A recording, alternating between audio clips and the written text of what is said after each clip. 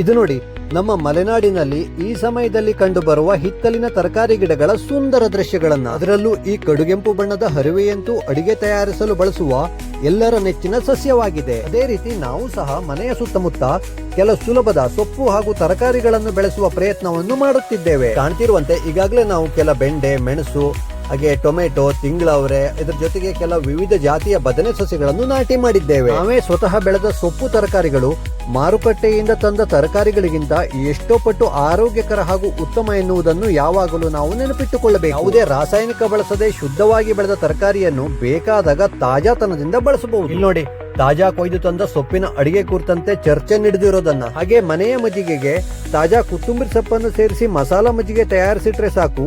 ಬಿಸಿಲಿನಲ್ಲಿ ದಣಿದು ಬಂದ ಸಮಯದಲ್ಲಿ ಅದನ್ನು ಸೇವಿಸಿದ್ರೆ ಅದ್ಭುತ ರುಚಿಯ ಜೊತೆಗೆ ದಣಿವನ್ನು ನೀಗಿಸುತ್ತದೆ. ಅದೇ ರೀತಿ ಇಂದು ಕೊಯ್ದು ತಂದ ಕಡುಗೆಂಪು ಬಣ್ಣದ ಹರಿವೆ ಸೊಪ್ಪಿನಿಂದ ರುಚಿಕರ ಪಲ್ಯವನ್ನು ಸಹ ತಯಾರಿಸಿ ಆಯಿತು. ನಮಗೆ ಸಾಧ್ಯವಾಗುವ ಈ ರೀತಿಯ ಕೆಲ ತರಕಾರಿಗಳನ್ನು ಮನೆಯಲ್ಲಿಯೇ ಬೆಳೆದು ತಿಂದರೆ ಖುಷಿಯ ಜೊತೆಗೆ ಆರೋಗ್ಯಕ್ಕೂ ಸಹ ಅತ್ಯುತ್ತಮ. ಈ ಕಾರಣದಿಂದ ನಮಗೆ ಎಷ್ಟು ಸಾಧ್ಯವೋ ಅಷ್ಟು ಸೊಪ್ಪು ತರಕಾರಿಗಳನ್ನು ನಾವು ಮನೆಯಂಚಿನಲ್ಲಿಯೇ ಬೆಳೆಯುವ ಮೂಲಕ ದೈಹಿಕ ಹಾಗೂ ಮಾನಸಿಕ ಆರೋಗ್ಯವನ್ನು ಉತ್ತಮಪಡಿಸಿಕೊಳ್ಳೋಣ ಎನ್ನುತ್ತಾ ಇವತ್ತಿನ ವಿಡಿಯೋವನ್ನು ಮುಗಿಸುತ್ತಿದ್ದೇನೆ.